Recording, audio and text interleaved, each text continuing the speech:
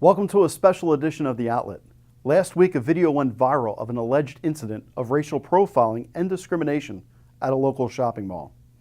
With over 20,000 views in less than 1 week, the video has created an emotional response. Many people have left negative reviews of the businesses named on the video on Yelp and Google without knowing all sides of the story. The man accused in the video, Ken Richards, has even received death threats. Today we are reporting on the events that transpired on May 29th at the Independence Mall Shopping Center in Wimington, Delaware. The story as told by verified sources who witnessed the events is as follows. Orly Jewelry Shop called Ken Richards, and Ken stated by email, "I was first alerted to Jay and his friends by a very distraught phone call from the manager of the jewelry store, informing me that 4 guys were walking around the mall trying to get into different spaces and acting very suspiciously. He would not let them into his store." 2 of the men were discovered inside the stairwell to Breakwater Accounting Firm, a private business. Here's video with the description of what was witnessed by others. So speaking to some people that did not want to be named, they saw Jay pacing back and forth here, another person at the door that was looking out, and where that canopy is, there were people inside the entrance that were sitting on the stairs. And this is an accounting firm, which is what grew some suspicion. And so I'm going to see if I can open this door and show you those stairs. I can. And they were sitting right about up there. The gentlemen were approached by Ken and asked questions about why they were there. They were told they were trespassing and asked to leave the premises. The state police were called when the men did not. After the confrontation at the Breakwater Accounting Firm, the group of men headed to Takami Restaurant, where Ken Richards followed them in. Delaware State Police arrived after receiving a call at 3:13 p.m. and determined no crime was committed and cleared the area after speaking with Ken and the group of men. The interview that follows is with Jay Jetsin. He's one of the men who claimed that he and his friends were discriminated against. We requested an interview with Orly Diamonds, and they responded, "No comment. We have already issued a public apology." Ken Richards answered several questions by email, but declined to be interviewed at this time. We remind people viewing, what you're about to see is one side. Due to many commenting off the record, we are unable to bring you interviews that tell all that was witnessed. We ask that you keep an open mind as you watch our coverage. We sit down now with Jay and ask him questions about his experience. Insensitive, and you should be ashamed of yourself. I don't agree with any of your points. You don't have to. Can you tell me why you called the cops on me? Come on, let's go. I didn't say anything was racially insensitive. But I thought it was racially insensitive for you to assume that they were casing the place. You told me they were just waiting for their Why are person you still here, in sir? an appointment. you called me Why an are you still accomplice. Because I'm still expressing myself. You can't express yourself in private property. I'm allowed You to got express it. myself. No, you're not. anywhere on He's the kicking planet. us out. You He can called the express yourself cops. at home. He called the cops too. Very good. Racist. He called me. I was casing the joint. You are Right there. racist. This is There this was is private nothing property. racist about it. That was very racist. It's He a said I shame- was it's a casing the shame. joint. Embarrassing. It's a shame that Blue you, ballroom. that you have to make it a Blue racist ballroom. issue. It was. It was a very Explain how it simple was thing. not racist. Please explain your side. I'm listening, and I'm not on your I property. did repeatedly today. I'm listening, This He is wasn't private here. Property. and I'm not on it now. So please, I'm listening. Yes, you are. This entire shopping center is private property. I understand. It's a business And area. we own it. This No. is a business. Sorry, you're wrong. It's I private am? property. It's private property, and I'm asking to leave. It's commercial property. You can. I'll be gone before they get here. Why did you do that, though? This I is just don't Ken understand Richards. why. Because Blue you are now ballroom, Delaware. harassing me. No, I came to ask why And you I did have that to my witnesses. son. I got your business card. I just read your business That was so card. racist. Ken Richards, Wilmington, Delaware, Blue Ballroom. You should be ashamed of yourself. You got it, bro. Welcome to a special edition of The Outlet. We have in our studio right now Jay Jetsin. And Jay Jetsin has posted a video online last week that went viral throughout the state of Delaware as well as beyond the state. It's actually received over 18,000 views in just 4 days. Wow. We have a little statement I want to open with from the Delaware State Police. And then from there, I'm going to give you an opportunity to tell your story, Jay. At approximately 3:13 p.m. Wednesday, May 29th, Troop 1 units responded to the Independence Mall in reference to a 911 call reporting suspicious activity involving 3 of the 4 subjects. Contact was made with the reporting person as well as the group, and it was determined no crime had occurred, and we cleared with no further action being taken. Respectfully submitted by Master Corporal Michael Austin. Now, Jay, you posted a video that states that a person was making racist comments to you. They racially discriminated you and a group of friends. Right. But I figured let's start at the beginning. Take me through your day going to the Independence Mall and tell us what happened leading up to all these events. Let's start from the beginning. All right. Well, I came into Philadelphia airport that morning. I came back from Atlanta visiting family. I called my cousin, said, hey, can you pick me up from the airport? Cool. He picks me up. Him and another mutual friend that we both have are in the car. He picks me up. He says, hey, we're going to go pick up our other friend from Chester on the way back to Delaware because it's on the way. Sure. I know him too. We're all friends. I don't care. As soon as we do that, one last thing. My cousin says, we got to pick up my girl. She just got off of work. I didn't realize it would take this long. She just got off of work. We got to pick her up. I'm upset because I just got back from the airport, so I'm upset because I want to go home, but I'm not driving, so I don't get to make any decisions. We pick her up, and as soon as she gets in the car, she goes, I have a job interview today. You didn't know about it? I got a job interview at 2:30. He didn't know, I didn't, no one knew, but of course we're going to take her. She has a job interview at 2:30. So her job interview is at Melting Pot in Independence Mall. We pull up, we park, she goes, makes it to her interview, and at this point, it had to be close to 90 degrees. We're not going to sit in the car while she's doing that, and we're also not going to leave, because job interviews, you don't know, it could take 5 minutes, or it could take 30 minutes, or it could take an hour. You never know, but we decide, all right, well, there are stores in this mall. I wonder what's here. The only way we'll find out is if, we walk up to them. So we get out the car, we walk around the strip mall. One of the first shops that we do end up going to is the jewelry store, Orlay Jewelers. We saw an individual entering and leaving the jewelry store before we got there. But when we got to the jewelry store, the door was locked. We know for a fact there are people in there. We've seen them go in there, and the signage all says that the jewelry store is open, but it's closed. We just let that go. We said, okay, I guess it's closed. It's their right to close the store. We just let it go. But obviously we're thinking that there may be something involved with that, but we can't prove it, nor is it provable. So, we let that go.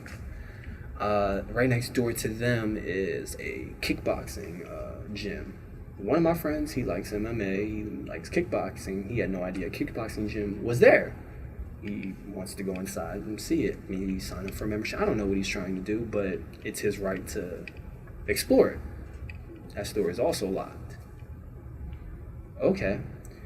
Whatever. We're walking around the Horseshoe-based shopping center, looking at each store that's there, as well as some abandoned storefronts that haven't been leased out, and they're in horrible disrepair. We're making comments about, okay, they look really bad. I wonder how much they're charging for leases if these units look as bad as they do.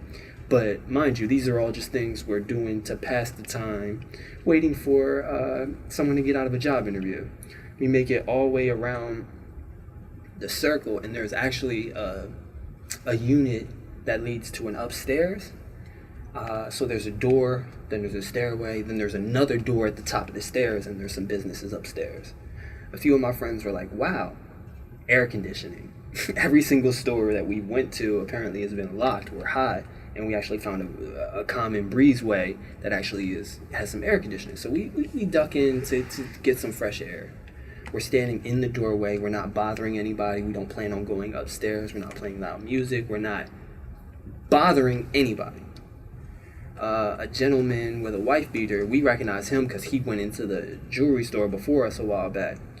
He comes over and starts talking to us. Now, I walk away because I get on the phone with my dad, just talking, I want to go home, can you pick me up? I want to, whatever. And as I do that, they're talking with the gentleman in the wife beater. I can't quote what they're saying because I wasn't there and I don't want to misquote them.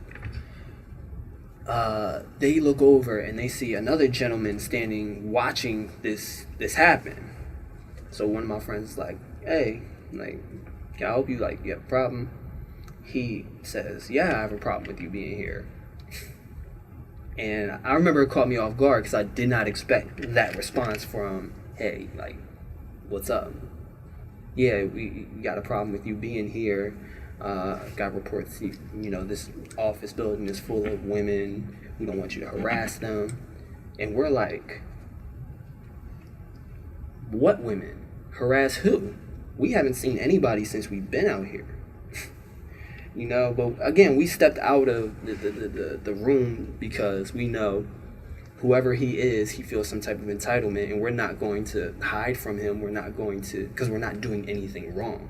If he wants to come and talk to us, we'll meet with him and we'll talk. So he tells us that he has a problem with us being here, blah, blah, blah. My cousin, he starts to get a little bit agitated because whatever he's saying to him, like, he's starting to get mad. I walk over, I calm him down, and I go, look, calm down, I'll talk to him, we'll talk about this. I said, hey, I'm not really sure what they told you. I said, hey, my name is Jay, like, I'm actually a DJ, I've actually been here before, blah, blah, blah. His first response to me was, see, your accomplice can't keep his story straight because I just asked if you guys been here and you said no. I said, no, I said I've been here. I don't know what they said to you, but I've been here before. And he just assumes that we're lying to him. He said, this is a quote, he said, that story doesn't sound believable. It sounds more believable that you're here casing the joint. This is an I quote from him. And we're like, well, who are you? He says, I'm the owner of Independence Mall, and this is private property. I didn't know private property had public stores on it. I didn't know you could be the owner of it, but cool. He didn't identify himself as Ken. He didn't identify himself. He just said he's the owner, and I'm like, okay, that sounds like BS to me. But he's trying to stake an argument with us, and after a while, I tell all my friends, listen, you guys, like, he doesn't have any jurisdiction over us. We have done nothing wrong, and he wants us to fight with him. And if we walk away, he can't stop us. He's asking questions like, why are you here? We're like, we're here for a job interview. Where's that job interview at? Dude, I'm not going to tell you. You sound like somebody that's really going to ruin their chances of getting a job. Where's your car? I don't feel very safe giving you that information either. So we walk away from him, and he proceeds to follow us. Because, like, I said this out loud. Guys, leave him alone. He can't do anything. And I guess that bothered him. So we start walking away, and he's following us. So I go, guys, I said, listen, like, he can't stop us from ordering sushi. There's an Asian restaurant right here. Like, he can't stop us from getting food. I don't care who he says he is. So we walk into the restaurant. As we get in, there's an older couple. They get up and they leave because they got finished eating or whatever. So it's only us four in the restaurant, and the host or the I don't know if she was the manager or the host, but she works there. She's the only one in charge. She says, can I help you? And I was like, can I get a to-go menu, something, anything? She gives us the menu. I'm looking through it. About 60, 90 seconds later, Ken walks into the restaurant behind us, walks around, says, hey. She goes, hey, Ken. This is the first time he actually got his name. And he asks her, are they ordering food? Are these guys bothering you? She's like, no, real nice. All right, cool. And he leaves. So I look at her and go, listen, I don't know. Do you know who he is? Because he's following us. He's bothering us. He's following us. And he's assuming that we're doing things that we're not doing. And I don't feel safe. When she realized, like, when I explained that to her, I could see in her face, like, oh. So she offered us some cups of water. Like, I was like, yes, anything. Like I can't, I don't want to buy any sushi right now. Like, I didn't plan on it, but still, like, at the same time, like, I don't feel safe with him following us. I don't know who he is. She gave us some waters, and by that time, the job interview had just ended because this whole process was over like 20, 30 minutes. We get outside. she's already in the car, waiting for us to get out. And Ken is already talking to an undercover Delaware State Police, like, as we're walking out the Asian restaurant. We already know what's up. We already know he's talking about us. We're not hiding. We're not running. We're just like, all right, well, we're going to walk toward our car. We didn't get in the car because we know for a fact we're going to get stopped. So we just walk to our car and watch the cop. He breeze over to our car and come stop and talk to us. We're all standing outside the car except for her. She's on the inside. Cop comes up. I couldn't remember his name. He says, hey, what's going on? We all started talking over each other. My cousin goes, hey, I got it. Let me talk to him. He says, I'll be honest with you. Can I be frank with you? It feels like we're being profiled. He's saying we're doing this, that, and the third.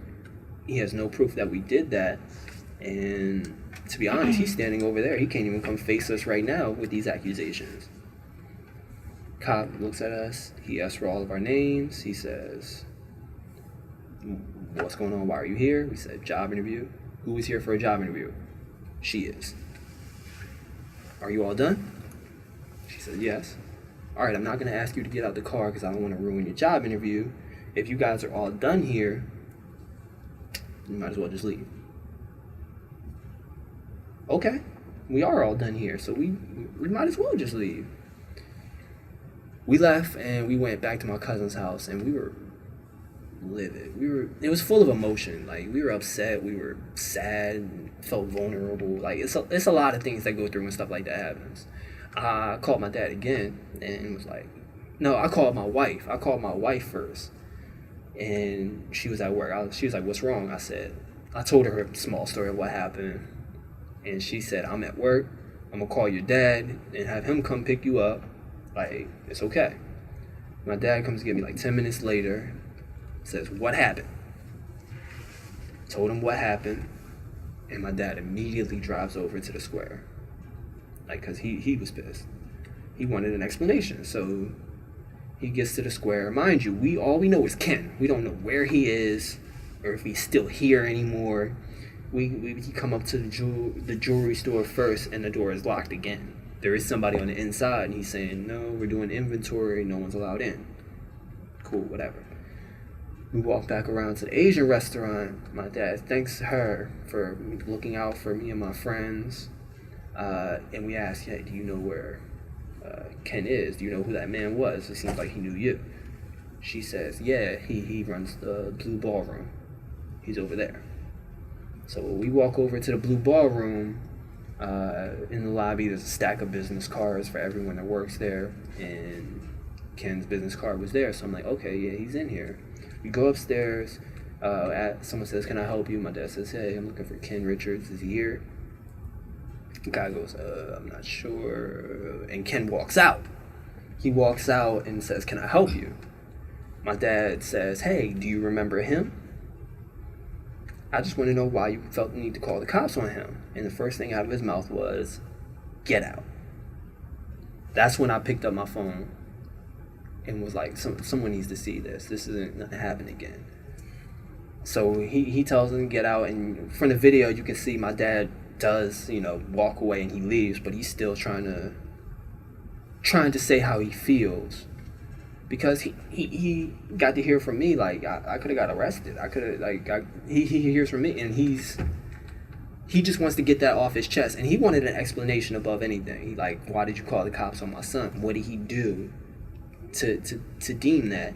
And he's just kicking us out, saying this is private property. You can't express yourself on private property.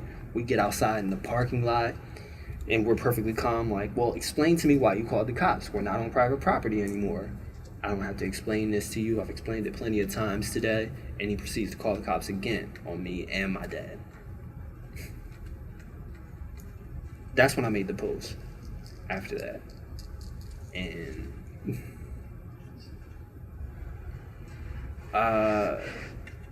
the jewelry store, Orlay Jewelers, reached out to me personally. I wanted a lot of people to reach out to me personally, and they were the only ones that actually did. They did express that they were sorry. They said that they were doing what did he say? They were doing inventory. They did have to handle some things because they're going to a trade show. And they did apologize, and I really do appreciate that. I asked them to make it public because I felt like it was important for everyone to see that. But I also wanted to talk to Ken, and I also wanted to be heard by these other businesses, and that didn't happen. So they wanted me to change the post because they apologized. And at first I was going to, but I felt like it was very important to keep the post the way it was. And for everyone around to see what was happening without anything that I could do to change the narrative, change the story, muddy it up. I felt like it was important to keep things the way they were. The News Journal reached out to me. They posted the video. They did an interview. And here we are today. All right. I know that was a mouthful. No, that's good. I mean, it helps to have an understanding of all the backstory because all I have is a video. Right. And I have a Facebook wall of a bunch of emotional posts. Right. That I'm trying to find where's the facts. Absolutely. And it's important that I lay all the facts out. Right. Because like you said, a lot of people are like looking at the video like, well, he didn't do anything that's racist. Or they're looking at the video like, I don't understand. And I can understand that. Yeah. So we have some students in the room. Kayla is one. Kayla, when you were watching the video, we asked the class, what was the class's reaction as far as watching the video and kind of reading the post and everything?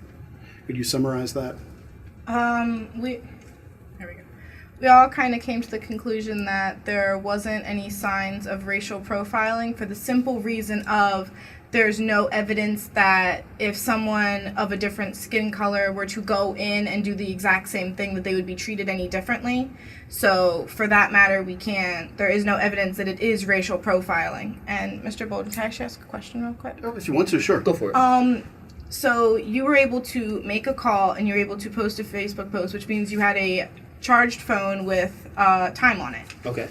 So you said that the other businesses seemed closed. Did it ever cross your mind to look up the businesses online to see the business hours to see if they were really closed or if it was really because you guys were walking up to them? Well, the jewelry store hours were on the front door, and it does say that they were open at the time. Right. I can't remember if the kickboxing class listed that they were open. However, yesterday a friend of mine did say that they do end up closing in the middle of the day sometimes. And personally, that's why I haven't brought up the kickboxing people. That's why, because, we're not sure if what they did was right or wrong. I can tell you, the jewelry store could have done better. But I really can't say anything about the kickboxing. Yeah, I guess, so I have a question about that. Sure. Jewelry store, I saw on your wall, the jewelry store has made a public post on your wall stating that they spoke with you at 8:30 in the morning or whatever it was. Right. You guys had a great conversation after Right. kind of going back and forth. They explained we were closed for the day. Right. There was employees and some maintenance people that unfortunately, horrible timing, walked Absolutely. in right before you walked by. Right. And they're really sorry for everything. The jewelry store also, it seems to me they made it really clear, Ken and the jewelry store are not related in any way, shape, or form. That's not according to Ken. Well, Ken owns and his wife own Independence Mall. Right. The jewelry store leases from Ken and his wife to have that space. Right. So I guess I just want to ask, why do you find it necessary to not change the post if the store has sent you an apology? And sure, you have these other people you'd like to hear from, but the store sent you an apology. Why not at least change the post to acknowledge the store is not Ken? Because I do think that the store reached out to you. I think that's a fair question to ask. Right, and it's a fair question, and I do appreciate them for reaching out. But when Ken told me, hey, I'm the owner of this square, he told me that everybody here that's under me is behind me. And whether you believe it or not, you choose to work under people with their truths and their flaws. Personally, you work at McKinney High School. If you found out the principal or the superintendent of, what is this, Colonial School District? Not This is Colonial. Red Clay. Red Clay School District. What if the superintendent says, I own these schools and they did something like this? I will look at you and go, really? This is your boy. He said you follow him is this true or is this not? And I think that's really important to I wouldn't lump them together if Ken didn't do that himself. Right, but that's not how business works, right? I mean, business works where you lease from somebody. My superintendent may have an opinion about life that I may disagree with. And I wouldn't want to be painted because my superintendent feels a certain way because of what their comments are. And I would be the first person to speak publicly and say, that's not right. I don't stand for that just because I work for this individual, and these people don't work for that individual. These people rent from that individual. I agree. Right? And so that's my only thing. And I'm not trying to say you're wrong, and this is just how I see it on my side. They have the ability to move. They have the ability. They do. They have the ability to find new leasing space because what I went through was horribly disgusting, and I don't want anyone else to have to deal with that again. Personally, I do appreciate that they reached out and they apologized, and I wanted more. I wanted everyone else to see that and go, you're right. I stand with Orlais Jewelers. I don't stand with what Ken did, and I just think that's important. Like, it's real easy to say, I didn't have anything to do. Well, put your money where your mouth is. Are you going to leave? Because personally, a lot of people are online saying a lot of things about Independence Square because of what Ken said and because Ken put himself as the owner of Independence Square. Now you need to go, hey, Ken, you really put us in a really bad situation. I don't know if I can continue to pay rent to you. Right. So I had the opportunity to speak with the Department of Human Relations. Okay. And they did a nice interview where they told me what does constitute infringing upon a protected class's rights, whether somebody's Hispanic, Black, Asian, or they're homosexual, heterosexual, protected classes, right? Right. And they did tell me, they said, we would encourage Jay to reach out to us. Okay. Because we'd like to know more. They watched the video, and he said, if we could find more evidence that, hey, this gentleman has discriminated upon people in the past and treats people of different races differently, then that's something that is a protection. And so, I guess my question is, were there other witnesses or were there cameras? And I've reached out to Ken for comment on some of this stuff, so we'll go through that in a moment too. But are there other witnesses that corroborate that he said you're casing the joint that or is there anybody else in the vicinity? Because that would strengthen your case. I know, and to be honest, it really is unfortunate that the only people that heard him say we were casing the joint were the other three individuals that I was with. But with my post, I've actually seen people, with it being shared, I actually saw an individual comment under saying, hey, I remember that guy.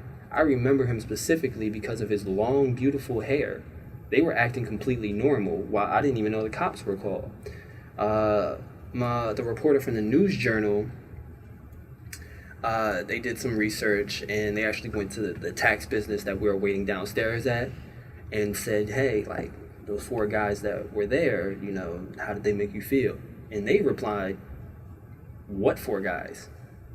We didn't even know anyone was here. So to answer your question as far as, I'm doing my own research myself. There should be security cameras at Independence Mall, and I definitely welcome any business to release them because I've not done nothing but told the truth. I'm in the process of getting the 911 records, including the call that was made on us, as well as the calls that have been made to Independence Mall over the last several years. I'm willing to bet my money that more than often those calls are for people of African American descent than there are of Caucasians. Yeah, when I was trying to interview different stores, and I had a couple stores that reached out to me and said, please keep us anonymous because we really don't want to get involved in the drama. And they said, I understand. Our name hasn't been brought up in all this, but we just want to comment. And one of them told me that there was a yoga studio, I guess, a few weeks ago that was held up at gunpoint. Yeah. And so they said, people are on edge. And I was like, okay, that doesn't give you the right, based upon anything else. That's but really convenient. But they're I'd be curious to find what other like you said, with 911, a Freedom of Information Act, Right, I'm working on that to be right able to now. get your transcripts to find out what was said about you, Right. and your friends. I think that would be an interesting, even for me, the research for you, to see what I can come up with. And I'm open to it because I know, like, there was no ill will in anything that I've done, and there's never going to be. There's nothing. I'm not hiding anything. Right. And I don't call it a spade unless it's a spade. You know what I mean? One thing about discrimination and racism is you don't have to just say the N-word and you're automatically racist.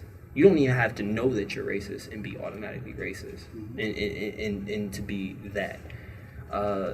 What I seen from him is a definite othering. We told a news journal and we told Ken to his face, listen, we understand that you need to protect your business wherever it may be. I protect my home, I protect my business with all of my life. If I see something, I'm going to walk up and I'm going to say something. But there is a way to do it. There is, hi, can I help you? And we didn't get any of that. What we did get was, what are you guys doing here? When we answered that, we got, you guys are liars. And that doesn't sit right with me. Right. But you've actually answered a couple questions I had when you were telling about the overall story. The first one's, some shop owners told me that you left for about an hour and then came back, and that's when the confrontation happened. Absolutely. And that baffled my mind because I was going, wait a minute, this is out of order. Yeah, but now it makes sense. It does make more sense. You said the police were called a second time. He pulled his phone out and okay. he So the threatened to call photo that you police. put online was the first time The police photo, were called, yes. where he's talking to Yes. the cop. Yes. And so I guess what I need to go back and find out from the police then is there a second? Because the report that I got states at 3:13 That they was were the called. first. That was the first. And so the interview was at 2:30, about a half hour. That makes sense. That hits all the timeline. Right. So now it's just about reconstructing whether or not he did or did not call the police a second time, because that should certainly have a record if he did. And if it did, it should have a record. We left before they arrived, so I don't know if that was an empty threat or Right. he actually did end up calling the authorities. So I understand the want to address the situation. Right. Would you do things differently now if you or would you do everything the exact same? Would you go back an hour later with your dad? Absolutely. Okay. Without that trip with my dad, I wouldn't be here with you. Without that video, none of this would be possible. It's hard to say whether I would change anything. I kept my head cool, and I think when I pulled out my camera and went back, I kind of just held a mirror up. And, whether you talk about whether he's a racist or not, that could be opinion-based. But what I did was I showed the world this is who this man is.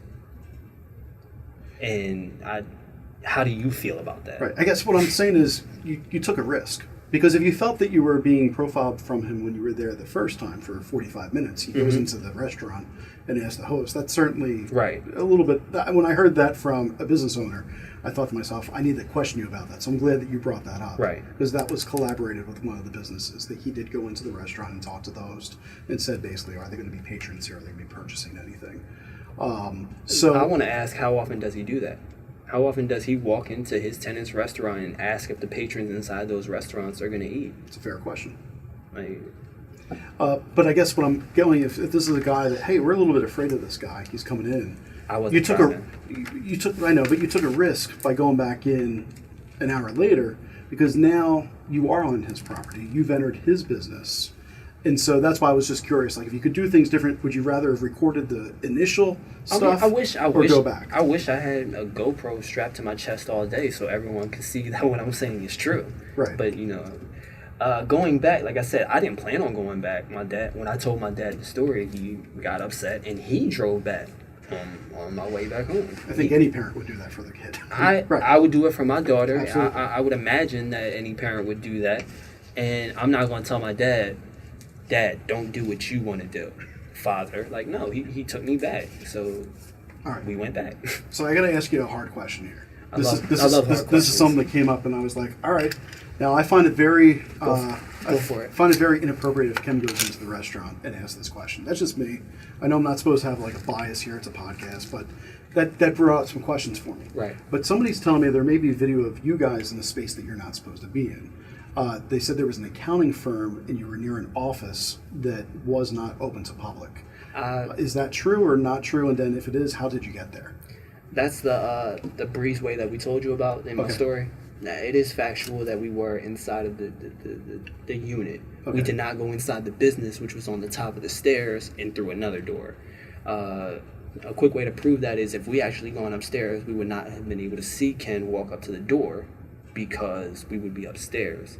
And if you ask the accounting firm, I invite anyone to ask them, from my understanding, they didn't even know we were there until the news journal said, how do you feel about those 4 men that were in your building? And they were like, there was 4 men in our building? So to battle that, I say, okay, as a man, as a human, as a person, why can't you come say, hey, you're in a place that is off limits. I don't want you, ruffling any feathers. We're all grown men that want to be treated with respect, that understand boundaries and rules.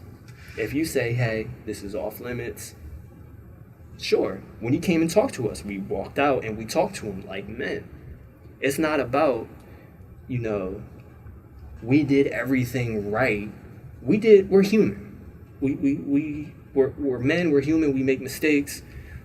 If we're somewhere that we're not supposed to be, you say, hey, you're not supposed to. Because I want to know, like, okay, how often does this happen and the cops don't get called? Why did the police need to get involved with us? What about us made it seem like you couldn't come and talk to us and say, hey, what's up? What about our story about a friend being at a job interview didn't sound believable? Like I said, I'm not trying to say that, I'm a saint and we're great guys and we're human. We just wanted respect and we question that we didn't get the respect that we deserve and we want to know why. Sure. I think that's fair. It's 100% fair.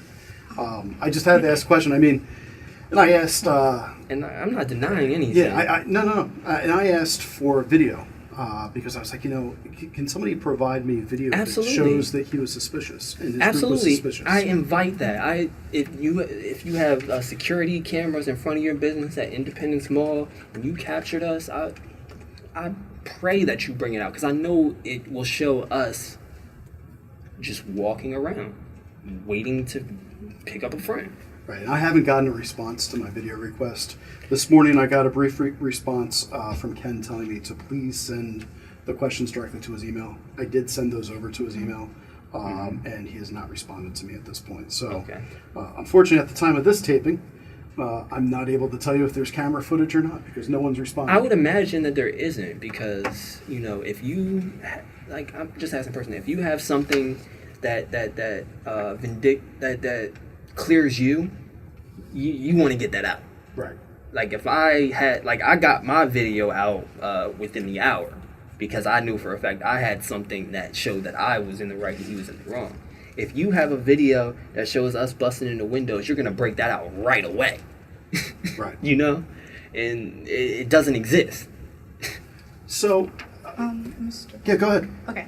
Yes. I was thinking about how you worded stuff a couple minutes ago and asked with the last question, Sure. and it made me think of something.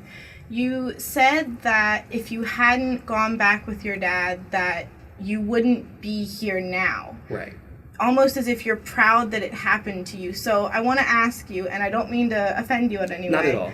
But did you post it as a way of showing injustice, or did you post it as a way of hoping to get publicity, knowing that currently this is a very hot iron topic with this happening in other places with other businesses all over the country? That's a real question. Injustice. I knew for a fact that this is a hot button issue. Mm-hmm. Like, I'm not gonna act like no. You see this all the time. I recognize that it was one of those things, but it is justice. Personally, I don't care if I get any publicity from any of this. Like, I want this issue to get publicity. I want behaviors to change. I want, basically, first, when I did it initially I was thinking small-minded. I was a little angry, and I was like, hey, look at what Ken did to me. Look what Ken did to my dad. Look what Ken did to my friends. It was just disrespectful, and it hurt my feelings. How do you feel about that? And at first I put it up thinking, yeah, like, this is going to make me feel better. But Right. then as I posted it and it started to get shared and I started to read the comments, there's people talking about they felt very similar things in the same shopping square by that business and by other businesses. I don't want to go into detail because they're rumors. But when I started to see people react to it and start to comment and start to message me and give me stories, yesterday I ran into somebody that said, yeah, I used to go to one of the businesses there and I stopped going because the owner started to say some racially insensitive things.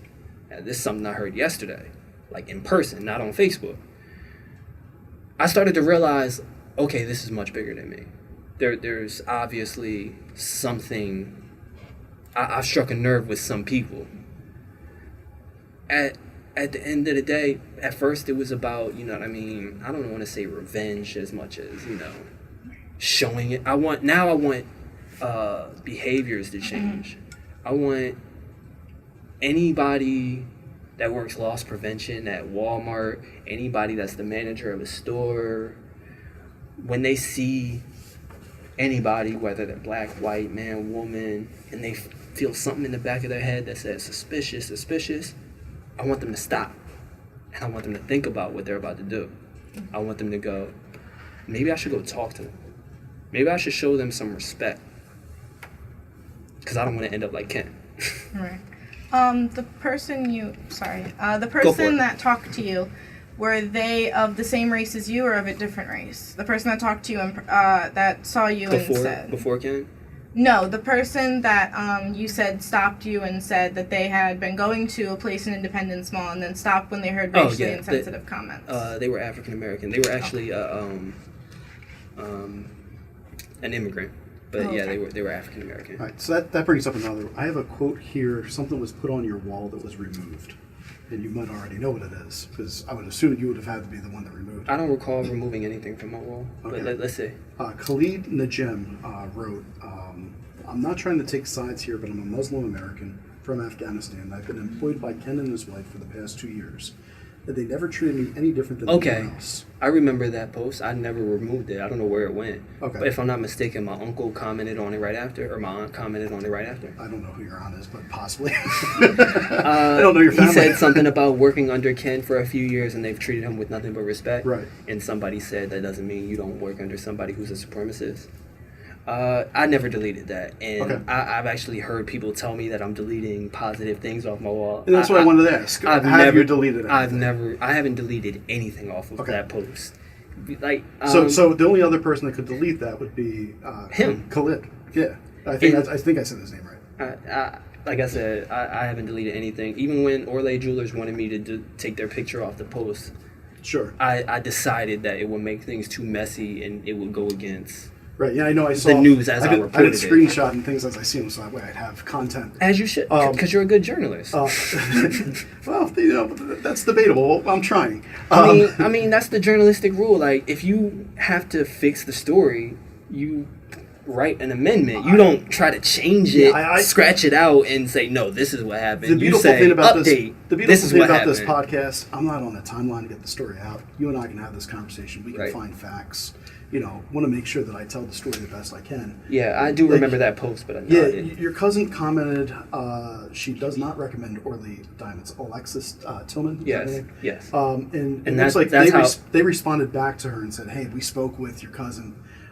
Did you find, like, your family, like Alexis, I didn't follow that after that. Mm-hmm. Does she accept that from Orly Diamonds, or is she still angry? I haven't talked to her. Okay. I haven't talked to her personally. That was actually how Orly Diamonds got to talk to me, because she was talking to them, they were talking to her, right? And she told me, yeah, they're talking to me, and I said, they haven't talked to me. Okay. And that's when And or Lay Diamonds got You know, contact. social media, you throw something out, it gets larger than yourself, right? I mean, your post now is almost 19,000 views. It's bigger than you are. Right. And so there's a responsibility in all that, right? I Absolutely. tell my students that all the time. You know, Absolutely. responsible usage of online. How do you feel about Ken getting death threats? Because I have one that I can share with you.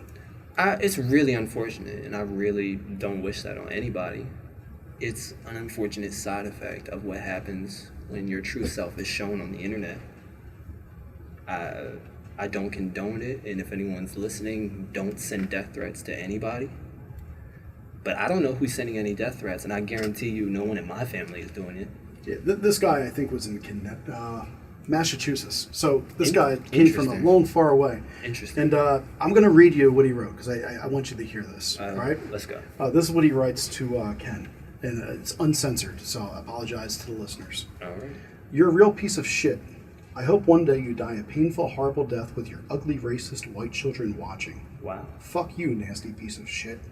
You're lucky that wasn't me you were being racist against. What a fucking coward. I hope you rot in hell. Yikes. Somebody sounds really angry. I'd say so. So your video is definitely having an effect, both positive and negative in many ways. Because I think you would agree with me that you can be angry, and anger can be a gift, but that's going a little bit far. Somebody's children, I don't know, I got children, you got children. Like, Right. That's, yeah. But that's why I wanted to see. How do you feel about hearing that? It's very unfortunate. When this happened to me, I was angry. I didn't say those exact same things, but I guarantee you, I probably was much angrier in the moment than he was writing that. Sure. So I can't tell him, hey, don't be angry. I definitely wish people didn't send him death threats. I never condone that for him or for anybody. I didn't bring anyone's children into this. Yeah, But that's just, I see it as an unfortunate side effect of the internet. If I got on the internet and I got a million views juggling basketballs, I could still get death threats because I have a million views on the internet. That's just kind of something that happens There's a when hater everywhere. that just happens when you're on the internet. And for you to be on the internet doing something that's truly evil, that's something that would happen. So to be clear, so the people that of Facebook, if they listen to this podcast, if you were to repost it, here's the full story, here's what happened, what's going on, you would condemn people sending messages like this to Ken and the businesses. Is that correct? I would condemn anybody sending a death threat to anybody. Yeah, that's going too far. So that makes me feel good. I'm glad that you agreed to that. That your anger is not the same place where their anger is, because I don't think that's healthy for anyone. No, I don't wish death on anybody. Even though death is intimate on everybody, but Sure, we're all dying. we're all going to. My students brought something to my attention that I didn't catch, and I want you to explain it. Sure. What does, to you, the phrase "keep that same energy" can mean? That means that in this video, or all of that day, you were acting a certain way. I don't want that ever to change. I don't want you to come out tomorrow and say, that's not who I am. No, this is who you are. If you feel this way about me, you still think I'm threatening. Like, don't try to change it up when I have 18,000 views on your business. Don't try to change it up because you can't change your Yelp responses. Don't change it up because your Google rating dropped from a 4.8 to a 4.2 in 2 days. Like, don't act brand new. I'm still the same person today that I was last week when we did this, and I'm gonna be the same person next week. So I just wish, like, I'm not gonna tell you what to do. I'm just gonna tell you, don't change. Okay, yeah, because my take on that was it's like a karma thing. Don't change because karma will come and get you. You know, that's just what I took out of it. That's one way to look at My it. students took it more as a threat. No, And that's why I was like, I've never heard this. They're like, oh yeah, my mom says, some people- don't change, keep that energy. I mean, if you say was that no, it wasn't your family. It was different. Was that Naeem's family? It was one of you two that was talking about that Yeah, in class. Yeah. it can be. I mean, if you say something like, karma's gonna get back at you. If I say it in the right way, that sounds like a threat too. Right. You know, don't worry. I just wanted clarification Karma on will exactly come what get that you. meant. I had no idea. Karma will get you. It will. It Doesn't will. that sounds like a threat, right? Yeah, but it will. It's life. What goes around goes around. I didn't threaten anybody, and I don't plan on it because I don't plan on inciting violence or anything. Let's break the monotony of the interview for just a moment and ask a funny question. Did your friend get the job? Does my friend want the job? Like, let's be honest, because, like, who's going to take her to work? We are. Right? Yeah. And I said this in the news journal. Let's break this down. So she's gonna go get the job and go work at the place that Ken owns, knowing how he feels about her boyfriend and his family. That sounds like institutional racism to me, right? Doesn't he own the business? He doesn't own the business. He owns the building. He owns the building that employs the manager that hires her, correct? But if the manager hires her, then you could say that he's not discriminating against her. The manager, I don't know who the manager is, and he has nothing to do with this. I'm just saying. I don't know. I'm just saying. You see where I'm coming from? Like, I get what you're saying. I know what you're saying. You're saying, well, because you made that clear at the beginning. Everybody that leases from Ken is a part of the institutional. It's institutionalized racism. Right. Of if you work there. But what I'm saying is, that may be the only place somebody could get right now, and they have their business there, and they need the work. So they're renting. It isn't. I get what you're saying, and it feels like that may be true, but it's not. You can get a storefront from anybody, anywhere, and if you can afford it at Independence Mall, where it is overpriced and underrun, you can afford it right across the way in the shopping center that has the Grotto's Pizza. See, I don't know if that's true. I don't know if Grotto's Pizza, that shopping center, is actually more expensive than Independence Mall. My point is, my job's to get facts. That's the only reason I'm giving you a hard time on cool. that. Like, I don't know what that is, and I don't think it's easy to say, Melting Pot, you've been there for 20 years. This guy has blown up, and you need to go find a new business when everybody knows it's there. It's not that easy. And you're right, it isn't. But at the same time, it's just as easy to say, "Hey, Melting Pot," say, "Hey, we don't stand with this man." Right. Now, and I didn't get that. Now, if the Melting Pot did not hire her, and it was because of this incident or something, then I'd be like, "Hey, there's some extra discrimination possibly that's going on."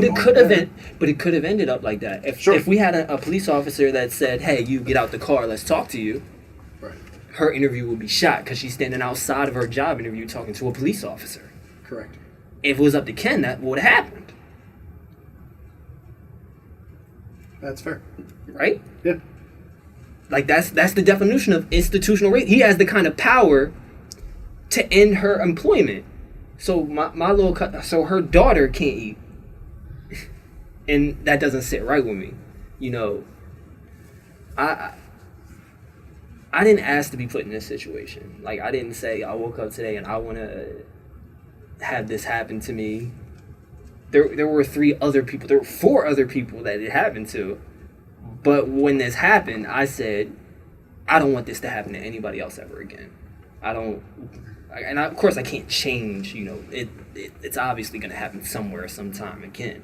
But I really want to change the dynamic that people in power have with people. If you feel suspicious, this, that, and the third, you should probably go talk to them. Chances are they're not. And if they are up to no good, they would have already been up to no good whether you come and talk to them or not. Right. So two questions to clarify. Sure.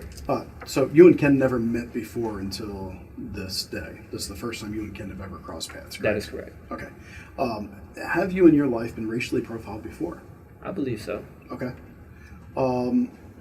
How's your reaction been the same or different from those instances? Can you clarify? Yeah, so like, have you been racially profiled before, right? Yes. This time, took action, went back with a camera. Where were you previously when you felt that you've been on the side of racial profiling, where you didn't take action, or have you taken action like this before? I've never taken action like this before. Never in a million years. When something like that happens, whether I'm being followed around with Acme, or whether I feel like I'm being pulled over for something that I didn't do, it's a helpless feeling. I'm sure a lot of people can agree with me. Like, when something like that is happening, a lot of people think, oh, you're playing the race card. A lot of times we don't. We go, is this happening? Am I being profiled, or does he always do this to me? More often than not, we have to say, I'm not sure. So I have to kind of just take it. There's been times when I felt helpless, and I felt like, well, I can't really prove that they're doing what I'm saying they're doing. I can feel it, I can sense it, but what they say in Training Day, it's not what you know, it's what you can prove in court. Great movie. Yeah, it's a great movie. But I lost my train of thought. I just felt that it was like, the best thing I can say is helpless. Like, you can't talk to anybody. I can call my mom and say, Mom, this happened, and she can go, it's okay, baby. Like, Right. it's all right, go home and take a nap. Right. So I've reached out to Ken, and I said, Ken, I'm going to be interviewing Jay. I want to tell both sides of the story. Could I interview you? And Ken's response at this point is, I've been receiving death threats and physical harm, messages. So I've reached out to a lawyer, and as a result, I'm not able to comment at this time. Right. But I'll work on a statement. And Okay.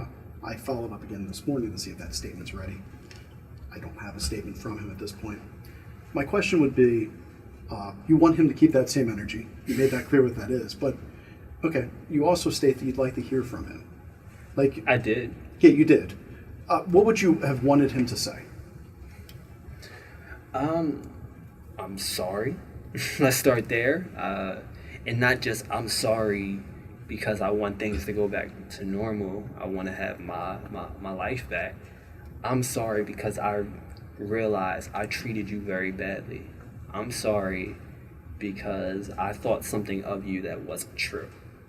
I'm sorry because I disrespected you and your friends and your father. I'm sorry because I called the police on you. I may not have realized it before, but I put your life in danger.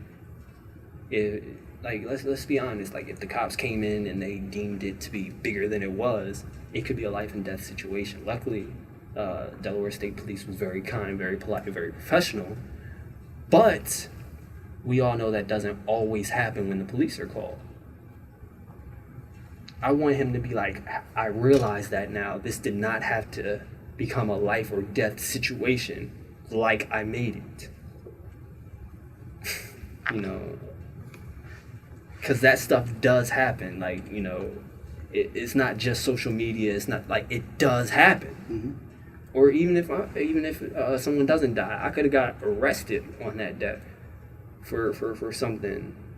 I could have fit the description of something else, or it could have been something that I did. Either way, you could have took a father away from his wife and his daughter because you felt some type of way. You know, and I want him. I would have loved for him to be like, you know what? I messed up. That was my bad. But I didn't get that. I got he. To me personally, now I feel like he's on the defense. And Yeah, what I thought was interesting is in the video you're stating, and my students pointed this out today, and I didn't catch it the first couple times. You're stating, why did you say we were casing the joint? Why did you say we were? And he didn't answer. And he didn't answer, and they were saying because he's right. You know, and I don't know. I mean, again, I can't take a side and say yes. I believe you. I do believe. I wouldn't you. expect you to that. But I got to keep it like, hey, just in case I interview him, obviously I got to listen to what he tells me as well. But it does speak volumes the fact that he's not defending himself, saying I never said that. Because he did say that, Right? And that's what kills me. Like, I'd be curious to ask him. Do you remember making these comments? The questions I have for him are: what is it about that group of guys made you walk out and address it? Why did you follow them into the restaurant? These are all questions I hope that Ken takes me up on this and wants to talk, because I hope so too. I want the opposite side, and I would love nothing more for Ken to actually change his energy, not because of the business, but change his energy because he learned a little something about life. Right. If that's what needs to happen. You know, like, right. I would love to have both of you in the same room and have that apology and have that reaction. And I'm not sure that will happen, but hopefully, hopefully it can. Because at the end of the day, I think it's important. Like, this is beyond me at this point. Like, I did want an apology, and now I'm really on the fence with it. But now, the apology wouldn't be for me. Like I said, It's for The people that feel the way that they've gone through this shared experience in their own lives. I want It people. resonated in them when they saw your video, and so the A lot of apologies people. for a lot of people. A lot of people. It's healing. And like I said before, it's really conflicting when you have that feeling of, I think I'm being discriminated against, and you can't prove it. For somebody to come out and say this happened can add a lot of healing to a lot of people. Like, maybe this is happening because it happened. Because we live in a precedent society. It happened before, so it happens. Right. I want, like, I have a brother. He has autism, like, and he may be in that shopping center one day waiting for the bus or walking around. I don't want him to have to do that because he may not be able to go call the news journal and talk to the news journal and talk about his situation. He may not be able to have the cognizance to be like, okay, let me go find haven in this restaurant. And that's what's motivating me at this point. Because, like I said, all those people that are commenting, that are giving me similar stories, like, this is for them at this point. Right. Much more than it is, for me. This was last week for me. I'm worried about this week. But now I got to try to change some people's minds. So now this is part of your narrative. It's part of your life. Now. It's put out into the world. Like I said, it's still being shared. So it's still growing. Last time I checked, it was at 15,000. You told me 18,000. Yeah, no, it was 19,000 almost. It was 18,980 or so when I showed it to kids this morning. Jesus. So I guess my question for you is, what's next for you? Like, okay, in a world where Ken doesn't apologize or Ken doesn't feel that he's done anything wrong, and so he doesn't feel he has anything to apologize for. Okay. What's next? Where do you go with your life and like this energy that you have, and like, what's your plan? Like, what do you do with all this? Yeah, like, what do you do with all this? Because you have followers now, people that have checked in with you. They're now curious about your story, and so where does this go? And I guess the question is like, the division of human relations. Right. They said, we'd love to talk to him, and Right. do you plan on filing a formal complaint beyond just the video? What's your game plan? Wow, you're the first person to ask me that. I have to keep the torch going. I feel like my sister told me, like, people that get into situations like this, they don't have to be in situations like this. Something happens, they react, and they kind of carry the burden on. Personally, I have no problem doing that. I just want to heal people. Like, if that's what it takes to change minds, like, I don't know if I can change Ken's mind. And if he doesn't apologize, that really is going to be bad for him because, I mean, like, you can't have a digital, you can't have a business and not have a digital online presence. And no one's going to book if they find this video or find these comments that are on his page. So personally, I think it would be in his best interest if he does try to apologize.